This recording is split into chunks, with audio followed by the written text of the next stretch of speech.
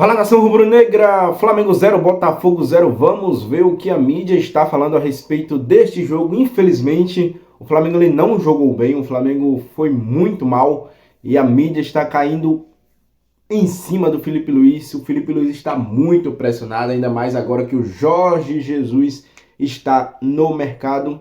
A mídia, o programa aí de primeira do UOL Sports comentou a respeito desse clássico, então vamos dar uma olhadinha aí nas análises dos comentaristas. No final eu volto para comentar sobre esse jogo. Então, sem mais delongas, vamos lá assistir esse conteúdo completo. Antes de tudo, likezão. Quem não for inscrito, se inscreve no canal, porque é muito importante a sua inscrição, seu like, seu comentário, sua participação aqui no canal Torcida do Flamengo. Tudo a respeito do Flamengo, tudo sobre a nação e tudo sobre notícias do Flamengo. Vamos lá, dar uma olhadinha aí no conteúdo.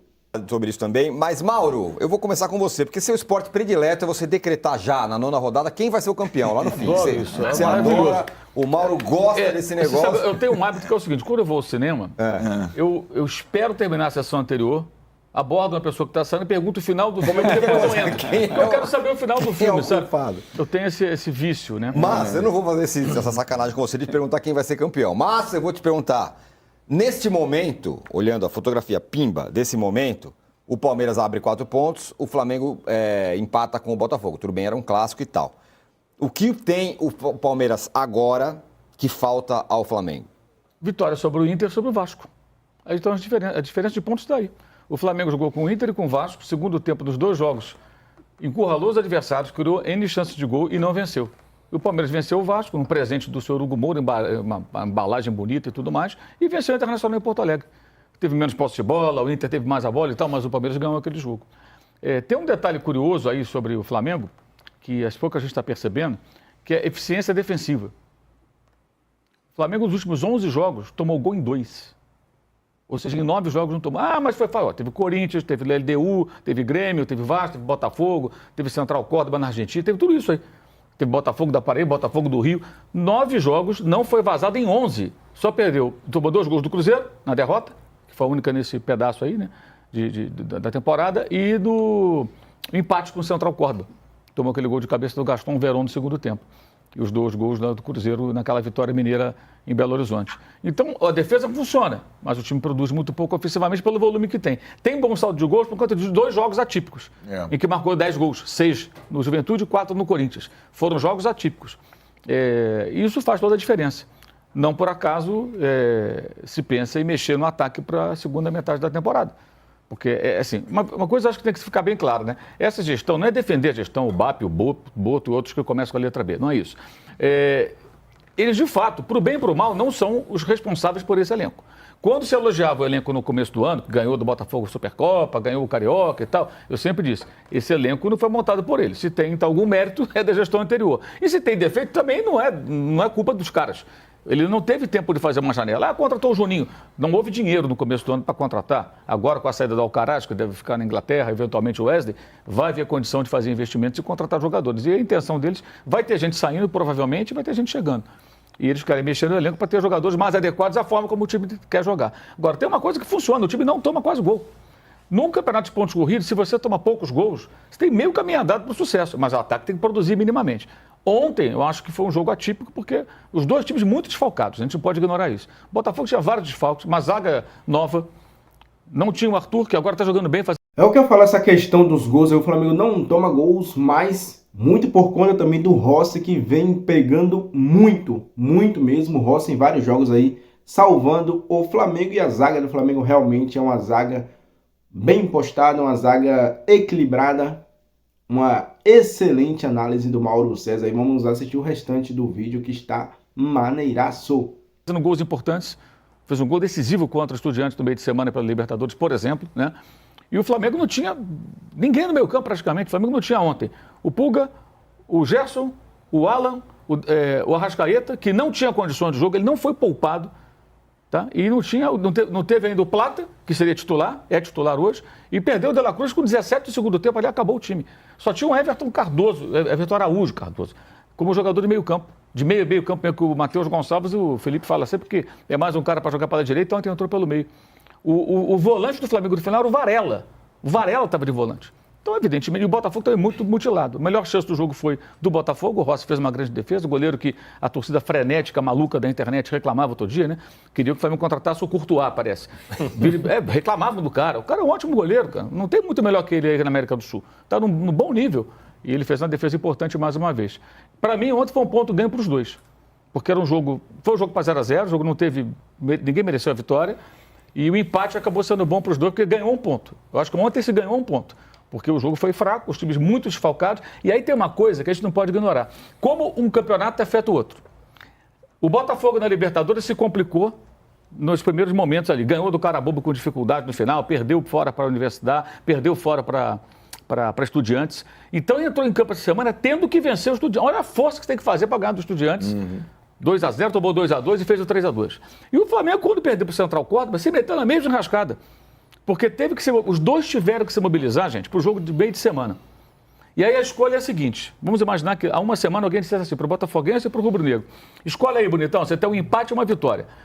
Qual o jogo que você quer empatar ou qual que você quer vencer? É óbvio, eu quero vencer na Libertadores, vai ter chance de empatar no Clássico e depois eu vejo como é que fica no Brasileiro. Porque ainda tem muito jogo aqui. Se eu perder aqui, eu tô morto de empatar. Os dois não podiam empatar. O Botafogo até podia empatar, mas não era bom, né? Teria que fazer 2-0 na última rodada, agora basta vencer. Então, os erros que os dois cometeram na Libertadores impactaram no Brasileiro. A mobilização da semana foi toda voltada para a Libertadores. Isso não é uma justificativa, é uma crítica, antes que alguém entenda mal.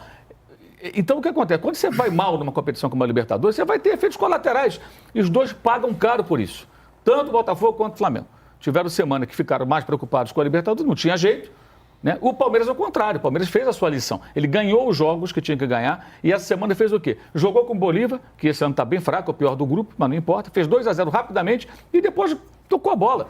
Não se desgastou. O Palmeiras se preservou, além de fazer um rodízio muito intenso dos jogadores, muito bem feito até agora, para o jogo mais difícil, que era o jogo do Bragantino. O Flamengo e o Botafogo não, tiveram que fazer um esforço para ganhar seus jogos. Tivessem feito o dever de casa antes, o Botafogo jogaria com o Estudiantes, se empatar, não tem problema, se perder, não estou eliminado. O Flamengo ele deu a mesma coisa. Então fica aí uma lição que eu não sei se vão aprender.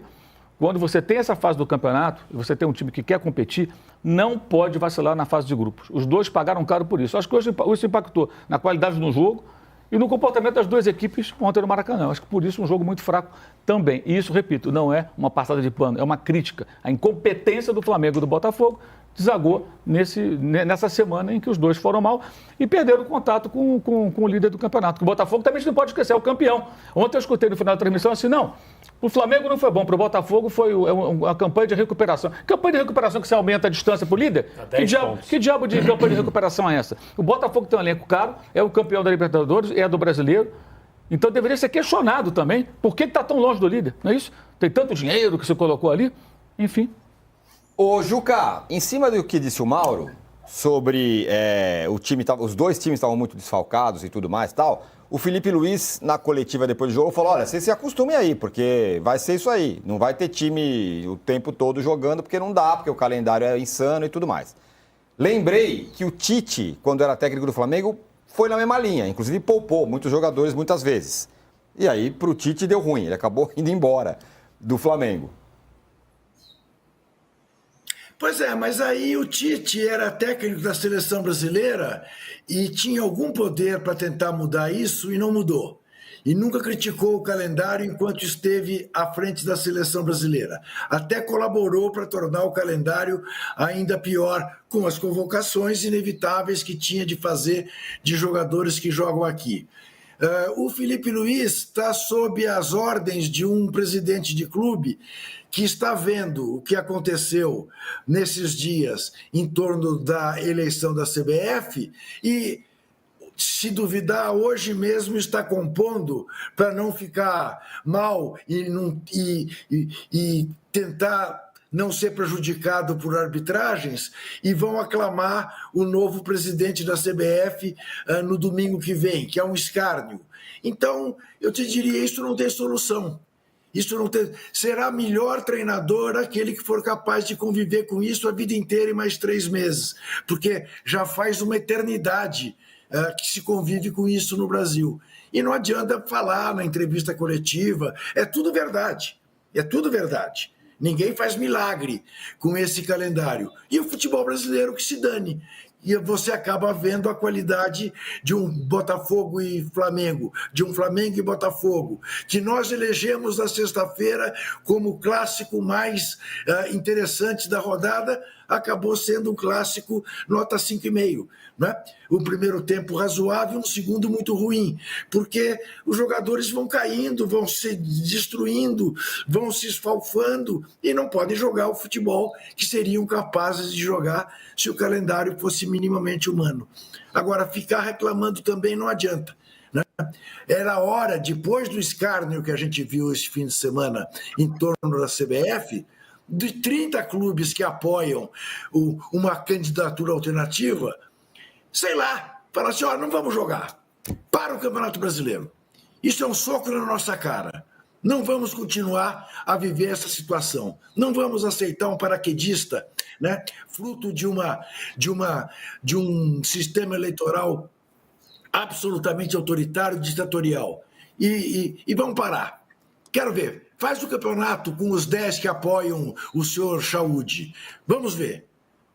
Mas não. Vão todos se compor. Até o candidato dissidente. Se duvidar, Reinaldo Carneiro Bastos vai chegar domingo e vai votar no seu Chaúde, porque é o que temos. Então é muito ruim. E não adianta o treinador reclamar. Adapte-se. É isso aí, rapaziada. Olha aí, interessantíssimo aí esse final do vídeo também. Muito bom essa questão do calendário no futebol brasileiro. Lembrando que o Flamengo teve 6 jogadores na pré-lista da convocação da seleção brasileira, né? 6 jogadores. Imagina aí se realmente esses 6 jogadores forem convocados.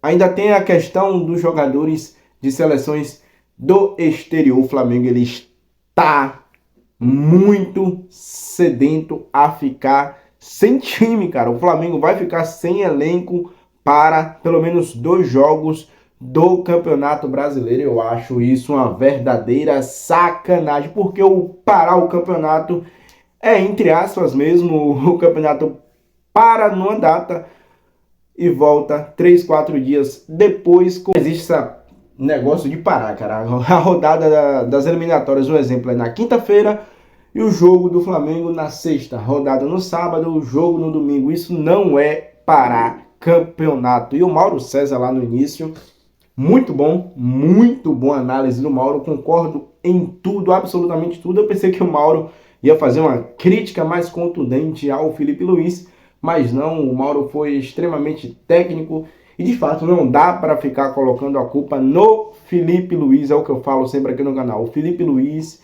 ele tem sua pequena parcela de culpa, mas principalmente os jogadores é quem joga, os jogadores é quem faz o time jogar, faz a torcida cantar. Os jogadores dentro do campo precisam ter mais atitudes, porque não estamos vendo uma raça necessária em alguns jogos do Flamengo neste ano. E o padrão do Flamengo é jogar sempre no 100%. Não existe escolher jogo para o Flamengo ter a intensidade máxima. Não sei se é porque os jogadores não querem ou de fato porque não estão conseguindo jogar com essa intensidade justamente devido a esse calendário. Se você gostou do nosso canal, se inscreve, ative o sininho das notificações. Vou deixar mais 2 vídeos para vocês assistirem. Isso é o que é Flamengo. Saudações rubro-negras. Até a próxima e fiquem com Deus.